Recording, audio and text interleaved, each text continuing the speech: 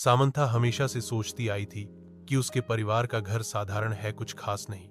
एक शांत पड़ोस में बसा हुआ यह एक आरामदायक 2 मंजिला घर था, जिसमें एक सफेद पिकेट बाड़ और एक अच्छी तरह से रखा हुआ बगीचा था। फिर भी जैसे ही वह एक दोपहर धूल भरे अटारी में घूमते हुए, कुछ असामान्य ने उसकी नजर खींची। दूर के कोने में भूले हुए बक्सों के ढेर के नीचे उसने फर्श के तख्तों के नीचे छिपा एक संकरा ट्रैप डोर देखा। जिज्ञासा उत्सुक होकर उसने घुटने टेक दिए और उसे खोला। नीचे जो छोटा सा सीढ़ीनुमा रास्ता था, वह एक धुंधली पुरानी सुरंग की ओर जाता था।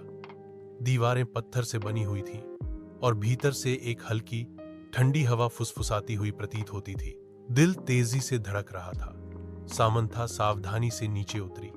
उसकी टॉर्च की रोशनी अंधेरे में कट रही थी। सुरंग उसकी उम्मीद से कहीं ज्यादा लंबी थी, धरती के नीचे मुड़ती और घूमती हुई। वह हिला नहीं पा रही थी। यह भावना कि वह अतिक्रमण कर रही थी, कि कुछ उसका इंतजार कर रहा था। एक अनंत काल जैसे लगने के बाद सुरंग अंततः एक छिपे हुए कमरे में खुल गई। दीवारें पुरानी किताबों की अलमारियों से सजी हुई थीं। अजीबोगरीब चमड़े से जिल्दबंद किताबों से भरा हुआ कमरे के बीच में एक पुरानी मेज धूल भरे कागजों और पत्रिकाओं से घिरी हुई थी। जैसे ही सामंथा ने दस्तावेजों में नजर डाली, उसके हाथ कांपने लगे। रिकॉर्ड डीएस ने निषिद्ध अनुष्ठानों और गुप्त समाजों की बात की। उसके परिवार का नाम बार बार उल्लेखित किया गया। जितना गहराई से उसने पढ़ा, उसे उतना ही एहसास हुआ कि उसके परिवार का इतिहास काले रहस्यों से जुड़ा हुआ था। रहस्य, इसका मतलब दबाकर रखा जाना था।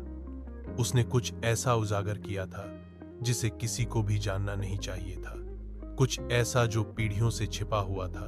जैसे ही इस खोज का बोझ उस पर पड़ा, उसने सबसे धुंधली उसके पीछे से एक आवाज आई, एक फुसफुसाहट, धीमी और कंपा देने वाली। वह अकेली नहीं थी।